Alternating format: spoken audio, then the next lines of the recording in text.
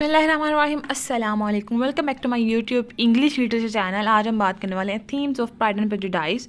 Sorry for late video but okay, ignore my birds voice.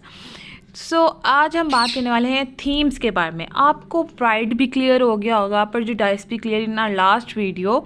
उसमें अगर आपने देखा हो तो उसमें मैंने बड़े डिटेल से प्राइड एंड प्रेजुडिस को समझाया हुआ है, और इस फर्स्ट स्टेटमेंट को भी जो जिससे ये नावल स्टार्ट होता है, ठीक है, कि ये प्राइड एंड प्रेजुडिस की रिक्वायरमेंट्स को किस तरह फुलफ़िल कर रहे हैं। और ये भी बता दिया था कि प्राइड टर्म किसके लिए यूज़ हुई है और प्रेजुडिस टर्म किसके लिए यूज़ हुई है। सो आज हम इसकी डिटेल में बात करने वाले हैं, उसके बाकी जो थीम्स हैं उसके बारे में भी। फर्स्ट ऑफ ऑल मैं भूल गई थी लास्ट वीडियो में ये बताना कि प्राइड एंड प्रेजुडिस का थीम, उसकी सिग्निफिकेंस क्या है। हमने टाइटल सिग्निफिकेंस के बारे में बात की ना, तो वहाँ पे हमने बात करनी चाहिए थी हमें प्राइड एंड प्रेजुडिस के थीम के बारे में भी, लेकिन चलो कोई बात नहीं। खैर, आज हम इस वीडियो में थीम को ही डिस्कस करने वाले हैं ना। थीम इसी का प्राइड एंड प्रेजुडिस का इसमें डिस्कस करते हैं। Beside other themes of Pride and prejudice, it's title is the primary theme of this novel. वही बात, ये सबसे पहले जो टाइटल है वही इसका मेन थीम है, ठीक है, कि इसमें प्राइड एंड प्रेजुडिस किधर किधर शो हो रही है, ये आपको बताना है। Okay, with the theme of love and marriage. Love और मैरिज के साथ जो मेन थीम आता है वो यहाँ पे आता है प्राइड एंड प्रेजुडिस का। Okay, mister Darcy is not the person, this not the only person whom Elizabeth misjudge. सिर्फ मिस्टर डार्सी नहीं था जिसको इसने मिसजज किया था। She express her biased opinion against many other character too, जैसे कि विक्रम के बारे में भी, ठीक है, इसको लगा वो बहुत अच्छा इंसान है, लेकिन बाद में क्या हुआ, वो गलत निकला। ठीक हो गया। फिर for instance her reaction toward mister Collins is much more arrogant. No doubt he is right in her rejection because of Mr. Collins' absurd and ridiculous behavior, but she calls him the most disagreeable man in the world. तो ये उसने गलत opinion दिया था कि mister कॉलिनस जो है, ठीक है, वो एरोगेंट था, उसका मज़ाहिया सा एक अंदाज़ था, जो इसका बिहेवियर था वो बहुत इलिटरेट वाला था, ठीक है, लेकिन उसने जो एक उसके लिए टर्म यूज़ की, this agreeable man in this world, तो ये स्टेटमेंट टोटली रॉन्ग थी अगेंस्ट मिस्टर कॉलिनस। यहाँ पे भी उससे गलती हुई है कि उसने गलत डिसीजन लिया। When Charlotte Lucas accept his proposal, Elizabeth does not support her. She continuously expresses her adverse opinion against him. It shows Elizabeth prejudice. जब चार्लोट लोकस, इसकी फ्रेंड थी एलिजाबेथ की, जब उसने कॉलिनस का प्रपोजल एक्सेप्ट कर लिया तो उसको कह रही थी कि तुम मना कर दो, अच्छा इंसान ही हो, एरोगेंट इंसान है। यहाँ पे भी उसका तासुब नज़र आ रहा था कि वो उसके बारे में क्या राय रखती है, क्या इंप्रेशन पड़ा है उस बंदे का, चार्लोट उसका मिस्टर कॉलिनस का, ठीक है। तो यहाँ पे अपनी दोस्त को भी, और उसकी दोस्त अक्लमंद होती है कि वो मना नहीं करती, वो एक्सेप्ट करती है उसके प्रपोजल को और उसके साथ शादी कर लेती है और बहुत हैप्पी लाइफ स्पेंड करती है। The climax ends with pride and prejudice of both characters. Eventually, after the experience, they learn that first impression is not enough to know a person completely. अब क्लाइमेक्स जो है ना वो भी pride and prejudice पे होता है। वहाँ पे पीक पे प्राइड एंड प्रेजुडिस दोनों का होता है, एलिजाबेथ का भी और डार्सी का भी। तो बट एंड यहाँ पे होता है कि किसी को भी समझने के लिए फर्स्ट इम्प्रेशन इम्पॉर्टेंट नहीं होता। जो टर्म है ना, first impression is the last impression, तो ये टोटली रॉन्ग टर्म है। बिकॉज आप जब फर्स्ट टाइम किसी इंसान को देखते हो तो आपको किसी और तरह का लगता है, लेकिन जब उससे बात करते हो, उसको फील करते हो, तो क्या है, वो टोटली ऑपोजिट होता है। आप कहते हैं उफ, ये तो मुझे बड़ा एटीट्यूड वाला लगा था, लेकिन अब तो ये टोटली ऑपोजिट है इसके, ये तो बहुत काइंड हार्टेड है। इसलिए फर्स्ट इंप्रेशन इस टाइटल का नाम जो है वो चेंज कर दिया गया, रिप्लेस कर दिया गया प्राइड एंड प्रेजुडिस से। ओके हो गया, यहाँ पे आपको समझ आ गई होगी क्यों इसका नाम प्राइड एंड प्रेजुडिस रख दिया गया आफ्टर फर्स्ट इंप्रेशन। इसीलिए क्योंकि फर्स्ट इंप्रेशन जो है वो किसी को भी जज करने के लिए इनफ नहीं होता, उसके लिए आपको उसको समझना पड़ता है, उससे बात करनी पड़ती है, ठीक है। First impression never the last impression. Okay, the title pride and prejudice shows really controversy between two person, Therefore it has much significance। ये दो लोगों में हमें नज़र आता है, डार्सी में भी, एलिजाबेथ में भी सबसे ज़्यादा, ठीक है, कि इसी वजह से ये बहुत ज़्यादा सिग्निफिकेंस रखता है इस नॉवल में प्राइड एंड प्रेजुडिस का ये theme. It revealed that at the end of the novel that there was nothing between except Pride and Prejudice. उन दोनों के दरमियान लव नहीं था, उन दोनों के दरमियान कुछ भी नहीं था, ईगो थी. ठीक है, सिर्फ उन दोनों के दरमियान क्या था, वो उसको प्राइड समझती थी और उसका तासुब क्या था कि वो बहुत गुरूर वाला है, एरोगेंट है. ठीक है, और वो इंसान अपनी नेचर की वजह से मजबूर था, हालांकि वो प्राइड नहीं था. वैनिटी और प्राइड में आपको डिफरेंस पता चल गया होगा. वैनिटी उसमें क्या थी, वैनिटी क्या होता है कि जब आप खुद को वैनिटी होती है कि आप खुद को एरोगेंट नहीं समझते, दूसरे आपके बारे में राय देते हैं, तो ये वैनिटी होता है. प्राइड होता है जब आप खुद को कहें कि मैं हूँ, मुझ में बहुत ईगो है, मैं बहुत हैंडसम हूँ, मैं बहुत प्रिटी हूँ, इस तरह का. ठीक है, जब इंसान मैं ही करता रहे तो वो होती है प्राइड. ठीक, लेकिन यहाँ पे उसने तो कुछ शो नहीं, उसने तो नहीं कहा कि मैं प्राउडी हूँ. यहाँ पे तो प्राउडी का इम्प्रेशन जो था वो तो एलिज़ाबेथ ने हमें दिया. एलिज़ाबेथ ने कहा कि वो एरोगेंट बंदा है. डार्सी ने तो खुद रिवील नहीं किया. हाँ, उसकी नेचर ऐसी थी, लेकिन उसने कभी नहीं कहा कि मैं प्राउडी हूँ. यहाँ पे वैनिटी शो होती है, ना कि प्राइड शो होता है. In short the novel is not novel discussed two human traits in detail. Before we can say that Jane Austen was not in hurry in choosing the title Pride and Prejudice for her novel. वही बात कि अब first impression उसने Amy नहीं remove किया, replace किया pride and prejudice से, क्योंकि उसने उसको डिटेल में पढ़ा, उसने उसको रीड किया. उसके बाद उसने ये डिसाइड किया कि ये टाइटल इसके लिए सूटेबल है.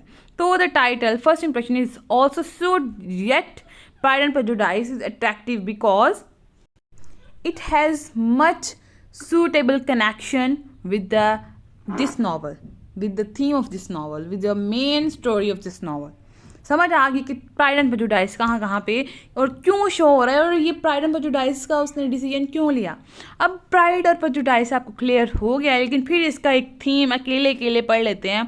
प्राइड एक की थीम है in this novel जो कि जेन ऑस्टन ने लिखा है. obviously pride is a constant presence in the characters attitude and treatment of each other throughout the book, being shown primarily through the character of Darcy. Pride हमें Darcy के लिए बताया गया है कि डार्सी बहुत प्राउडी है. ठीक है, उस पर ये करेक्ट जो है टर्म यूज उसके लिए यूज़ की गई है. Darcy's pride about the social status make him look down on anyone not in his class. He displays the most blatantly during his proposal to Elizabeth, and his pride causes him to struggle against the feeling for her as a feel ashamed of the Bennet family's lore connection. समझ आ गई. यहाँ पे बात होती है कि उसका जो डार्सी का प्राइड टर्म है ना, डार्सी के लिए यूज़ की गई है, वो उसके एटीट्यूड से शो होती है. जब वो उसको प्रपोज करता है तब बड़ा एरोगेंट होता है, जैसे एहसान कर रहा हो एलिज़ाबेथ पे. जैसे हमने लास्ट वीडियो में भी हमने पढ़ा कि ऐसे उसको प्रपोज करता है जैसे उस पर एहसान कर रहा है कोई. ठीक है, फिर जब वो रेप करता है उसका, ठीक है, तो तब भी वो उससे ऐसे अपोलोजाइज़ करता है जैसे वो उस पर एहसान कर रहा है, उसकी कोई गलती नहीं, वो अपने आप को डिफेंड कर रहा है. अब वो उसके बारे में ये भी राय रखता है कि वो एक अमीर ख़ानदान से बिलोंग करता है, एज़ वेल एज़ जो एलिज़ाबेथ है वो एक लॉर्ड फैमिली से बिलोंग करती है, तो उसका सोशल स्टेटस भी उसको प्राउडी बनाता है. ठीक है, तो प्राउडी टर्म जो है वो उसने खुद अपने बिहेवियर से, अपने एटीट्यूड से हमें शो करवाई है. इवन कि उसने खुद नहीं कहा कि मैं बहुत प्राउडी हूँ और मुझे अपने आप पे फ़ख्र है, लेकिन हमें उसके बिहेवियर से, उसके जो है कम्युनिकेशन से हमें पता चलता है वो कितना प्राउडी है. तो ये टर्म प्राइड उसके लिए यूज़ की गई है डार्सी के लिए. अब बात होती है Jane Austen uses Darcy to show her how pride can damage even love. तो जिस तरह की फीलिंग्स थी, जिस तरह उसने प्रपोज किया, उसने डिफेंड किया अपने आप को, जब वो लेटर लिखता है उसको सॉरी अपोलोजाइज जब उससे करता है, तो यहाँ पे हमें बताता है कि उसने हालांकि उससे प्रपोज किया, उसे पसंद करता था, लेकिन उसके प्राइड ने किस तरह उनके जो कनेक्शन था, उनके दरमियान जो अफेयर्स थे, लव रिलेशन था, उसको किस तरह डैमेज कर दिया. ठीक है, तो एलिज़ाबेथ यहाँ पे बताती है कि pride is so harmful for love relationship. Elizabeth takes so much pride in her ability to जज अदर्स. एलिज़ाबेथ को भी बड़ा गुरूर था. ठीक है, जैसे वो कहती है कि मैं हर किसी को बड़ा अच्छे से परखती हूँ. जैसे उसने डार्सी के बारे में व्यूज़ दिए, कॉलिन्स के, फिर विकम के बारे में व्यूज़ दिए, तो वो अपने आप को बहुत अक्लमंद समझती है. ठीक है, अपने इस प्राइड की वजह से वो बहुत रॉन्ग डिसीजन ली जाती है, ठीक है। इवन के जब उसकी सिस्टर के साथ अलॉपमेंट कर जाता है जो विकम होता है, तब उसको पता चल जाता है एलिज़ाबेथ को कि हाँ डार्सी सही कह रहा था विकम के बारे में, लेकिन फिर भी उसको फेस नहीं करती, वो अपने प्राइड में रहती है। यहाँ पे हमें दोनों कैरेक्टर्स में इस तरह प्राइड नज़र आता है। और ये ओवरकम किस तरह हो सकता है, जब डार्सी जो है अपनी स्नोबरी को, अपने एटीट्यूड को चेंज कर ले, और एलिज़ाबेथ जो है वो अपनी जजमेंट पे इतना जो है वो बेस ना करे, वो इतनी रिलाई ना करे अपनी जजमेंट कि हाँ जो मेरी जजमेंट है वो बिल्कुल ठीक है। इस तरह उन दोनों का प्राइड ओवरकम हो सकता है। ये हो गई प्राइड। अब प्रेजुडाइस के बारे में अगर बात करें तो दोनों कैरेक्टर में हमें प्रेजुडाइस में नज़र आता है। Prejudice in Pride and Prejudice refer the tendency of character to जज one and other based on presumptions. वो अपनी सोचों के थ्रू एक दूसरे को जज कर रहे हैं, वो उसको प्राइड कह रहा है, उसको इलिटरेट कह रही है, ठीक है। इस तरह का जो है वो इन दोनों में कनेक्शन हुआ एक प्रेजुडाइस हमें नजर आता है। Theme is displayed mostly so the character of Elizabeth. Prejudice हमें ज़्यादातर एलिज़ाबेथ में नजर आता है क्योंकि वो कहती है कि जो डार्सी है ना वो एरोगेंट बंदा है, हालांकि वो खुद नहीं उसको बोलता, लेकिन उसके बिहेवियर से पता चलता है कि वो बहुत गुरूर वाला इंसान है। हु इज क्विक टू जज अदर्स अपॉन मीटिंग दैम, ठीक है। वो कहती है वो एक दूसरे वो उसमें हमें इस तरह नज़र आता है प्रेजुडाइस, क्योंकि जब वो किसी के साथ मिलती है ना तो फर्स्ट इंप्रेशन जो उस पर पड़ता है वही उसी को वो एंड तक रखती है। जैसे कॉलिनस पे पड़ा उसका कि वो एरोगेंट है, फिर रिडिकुलस है, फिर उसके बाद जैसे डार्सी पे पड़ा उसका इंप्रेशन, एज वेल एज उस पे विकम पे पड़ा उसका इंप्रेशन, तो उसी को लेके चलती रही। हालांकि उसके सामने पूरी मतलब कि उसके सामने अगर प्रूफ भी आ गया है ना, उसने एक्सपीरियंस भी कर लिया है, लेकिन फिर भी वो अपने प्राइड को, अपने प्रेजुडाइसिस को, जो फर्स्ट इंप्रेशन है उसको कायम रखती है, उसी पे जो है रिलाई करती है। These judgment and into prejudice, और वो जब लोगों को जज करती है वही जजमेंट्स जो हैं वो प्रेजुडाइसिस में बदल जाते हैं, वो जो इंप्रेशंस हैं वो प्रेजुडाइसिस में बदल जाते हैं वो, और वो एंड तक हमें नज़र आते हैं, ठीक है।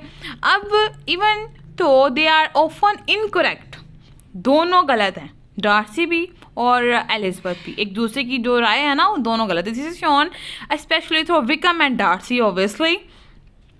Elizabeth's early judgment of each character are wrong.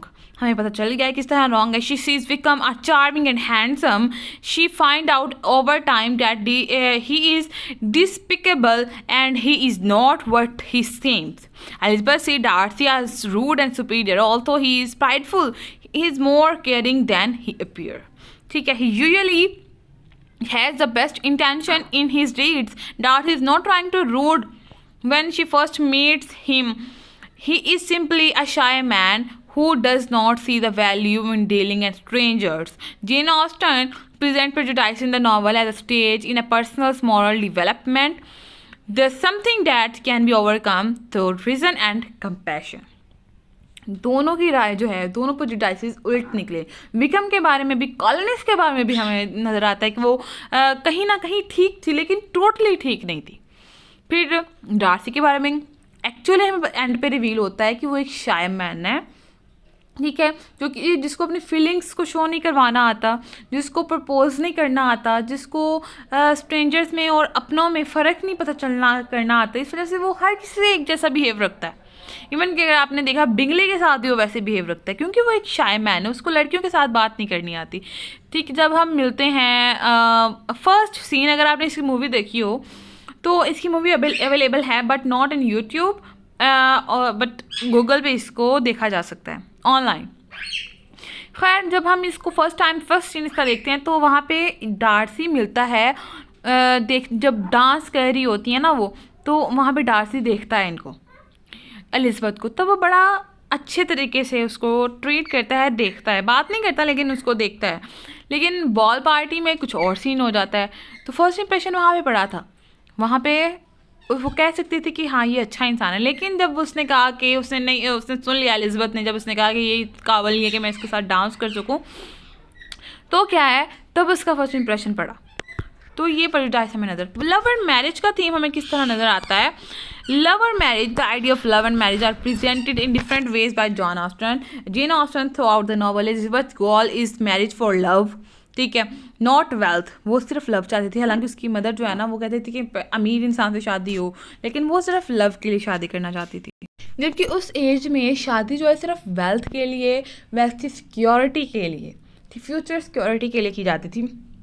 लेकिन एलिज़ाबेथ जो है ना वो सिर्फ लव के लिए शादी करना चाहती थी, ताकि केयर की जाए उसकी, उसको लव किया जाए, इस तरह की उसका रिलेशन चाहती थी, ठीक है, जैसे हर औरत चाहती है। Austen show the value of falling in love instead of for money. और ईस्टर्न भी यही दिखाती है, ऑस्टन जो है, सॉरी ईस्टर्न ही है, ऑस्टन वो भी यही दिखाती है कि लव में उस एज के लोग फेल हो जाते थे, मनी वाले लोग उनको मिल जाते थे, चीटर्स भी मिल जाते थे, ठीक है, क्योंकि मनी वाले जो लोग, पैसे वाले जो लोग थे ना, वो बड़े एटीट्यूड वाले होते थे, उनमें लव जो है उनको एक्सपोज करना नहीं आता था, ठीक है, शो ऑफ नहीं करते थे लव को। तो ये अब दिखाती है कि ऑस्टन दिखाती है value of feeling in love instead of, अब यहाँ पे पैसे वाला मिल गया लेकिन लव नहीं मिला, वहाँ पे फीलिंग ऑफ लव का हमें थीम भी नज़र आता है। We see this in Elizabeth reaction of mister Collins भी पैसे वाला था, एलिज़ाबेथ को उसमें लव नज़र नहीं आया, उनका लव कनेक्शन नहीं था, इस वजह से वो भी जो है उनका जो पेयर है वो भी टूट गया, उसको भी रिजेक्ट कर दिया, and instead marrying mister Darcy भी पैसे वाला था, लेकिन वो उससे भी नहीं शादी करना चाहते, क्यों, उनके दरमियान लव कनेक्शन नहीं था। यहाँ पे जो है मनी दिखाई गई है, वेल्दी मैन दिखाए गए हैं, लेकिन यहाँ पे लव कहीं भी नहीं दिखाया गया। Austen contrast this with the character of Charlotte Lucas who decide to marrying mister Collins for finance security rather than love. अब जो लव चाहता है उसको कुछ भी नहीं मिलता, ठीक है, इस नॉवल में हमें दिखाया गया जो लव चाहता है उसको लव की सिक्योरिटी नहीं मिलती, लेकिन वेल्थ की सिक्योरिटी, फाइनेंशियल सिक्योरिटी मिल जाती है, जैसे कि उसकी फ्रेंड थी चार्लोट लोकस, उसको मिल के जब उसने मिस्टर कॉलिनस के साथ शादी कर ली, क्योंकि उसने पैसे के लिए शादी की थी, नॉट फॉर लव। अब फैमिली का थीम नजर आता है, family is the prime unit of the social life in Pride and prejudice and form the emotional centre of this novel.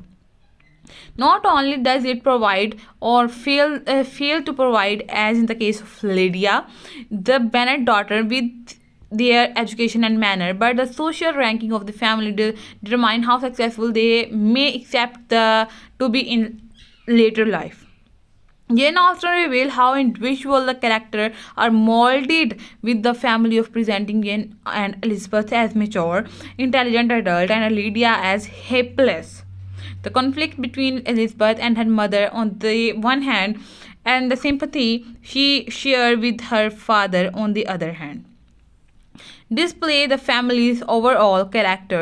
The influence of Elizabeth's aunt and uncle shows how the family work in the extent senses with the gardener acting as substitute parent, providing much needed emotional support at key moment of stress. यहाँ पे जो family है ना वो एक की figure दिखाई गई, किस तरह कि जब वो जो एलिज़ाबेथ है वो उसका रेप हो गया था, शी बिकम्स प्रेग्नेंट, तो उसकी फैमिली ने उसको सपोर्ट किया, ठीक है, जब वो टूट गई थी तब उसकी फैमिली ने उसको सपोर्ट किया, उसके बेबी को संभालने के लिए उसकी फैमिली ने उसे सपोर्ट किया, जेनेट को संभालने के लिए उसकी फैमिली ने, यहाँ पे फैमिली जो है ना उसको मेन थीम फैमिली का दिखाया गया है कि हर मूवमेंट में, हर मोमेंट में जो फैमिली है वही आपको कंट्रोल करती है, वही आपको फील करती है, वही आपको संभालती है, वही आपका एज अ गार्डनर जो है अपना रोल प्ले करते हैं। तो फैमिली यहाँ पे ये थीम है। Last theme is class, reputation and wealth. Class and reputation are linked throughout the novel. किस तरह डार्सी जो है ना वो अपर क्लास से बिलोंग करता है और एलिज़ाबेथ जो है वो लोअर क्लास से बिलोंग करती है, दोनों की रेपुटेशंस अलग है, ठीक है, दोनों आपस में कनेक्ट करते हैं, कनेक्शन है उनका। किस तरह, क्योंकि वो सोशल स्टेटस की वजह से एक दूसरे से हेट करते हैं, वो सोशल स्टेटस की वजह से उसको प्राइड समझती है और व्यू ऑफ प्रेजुडिस अपने माइंड में बना लेती है, ठीक है, किस वजह से होता है, सिर्फ सोशल स्टेटस की वजह से, क्लास की वजह से, रेपुटेशन की वजह से। We see that class lines are intricately drawn While it's true that middle class Bennets may socialize with the Bingley and Darcy, who are upper class, they are always treated as social inferior. वही बात कि वो उनको हमेशा ऐसे लगता था कि ये इनको इन्फीरियर शो करवा रहे हैं, खुद को सुपीरियर शो करवा रहे हैं. क्यों? वेल्थ की वजह से, क्लास की वजह से, रेपुटेशन की वजह से. फिर उसके बाद we see mister Collins bizarre behavior is in founding up the Lady Catherine. He is an extreme example of someone who looks up the upper class. ठीक हो गया. His overall view of the importance of the class is shared by many in this novel, including Mr. Darcy. Miss Bingley also has a strong dislike for anyone who is not high in the social class system as herself. हमें Darcy में भी नज़र आता है, हमें चार्लट में भी नज़र आता है, सॉरी चार्लट में नज़र नहीं आता, मिस बिंगले में नज़र आता है. फिर उसके बाद हमें लेडी कैथरीन की एग्जांपल मिलती है, जो मिस्टर कॉलिन्स है वो बार बार रिपीट करता है. लेडी कैथरीन ऐसे लेडी कैथरीन की एग्जांपल्स देता है. वहाँ पे हमें पता चलता है किस तरह अपर क्लास के लोगों को की रेपुटेशन ज़्यादा है और उनको सुपीरियर समझा जाता है, और इवन के जो लोअर क्लास के लोग हैं उनको जस्ट लाइक एनिमल, ठीक है, ट्रीट किया जाता है. Wickham too will go to on any length to obtain more money and status. अब विक्रम के साथ भी ऐसे ट्रीट होता था, इस वजह से वो किसी भी हद तक गिर सकता था पैसे के लिए और स्टेटस के लिए, रेपुटेशन के लिए. To contrast them, Austen offer more positive example of mister Bingley and Gardiner. Bingley is someone from the upper class who hold the position graciously, who is genius toward others and unassuming in his manners. The gardener represents the honest, generous and industrious middle class and example of how to be wealthy without being pretentious. अब यहाँ पे उन्होंने जो option है उन्होंने social status, class and wealth को गलत साबित करने के लिए दो कैरेक्टर्स का यूज़ किया, गार्डनर्स का यूज़ किया और यहाँ पे बिंगले का यूज़ किया. बिंगले हालांकि अमीर था देन मिस्टर डार्सी, ठीक है, लेकिन फिर भी उसका बिहेवियर बहुत सॉफ्ट था, बहुत सॉफ्ट स्पोकन था, काइंड हार्टेड था, ठीक है. और गार्डनर्स, यहाँ पे जो गार्डनर्स थे वो भी बहुत ऑनेस्ट थे. तो यहाँ पे दिखाया गया है कि वहाँ सभी लोग बराबर नहीं होते. जो हम प्रेजुडाइसेस रखते हैं, इम्प्रेशंस रखते हैं, वो हमेशा सही साबित नहीं होता. ये ऑस्टन ने हमें बताया है इस नावल के through. The power of happiness and love to overcome the boundaries of class and prejudice. अब वो कहते हैं जो लव की पावर होती है ना, वो पैसे वालों को, अमीर को भी फ़कीर बना देती है, ठीक है. क्यों?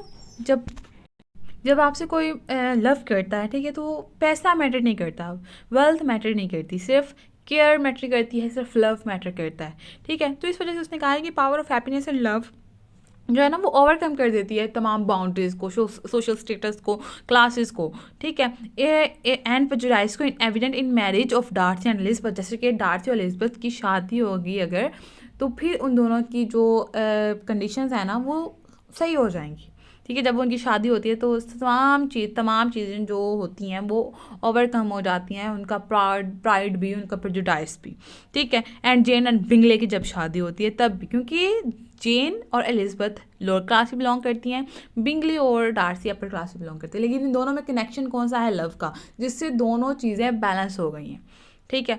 उन्होंने ओवरकम कर लिया है क्लास स्टेटस को, रेपुटेशन को एंड वेल्थ को, ठीक है.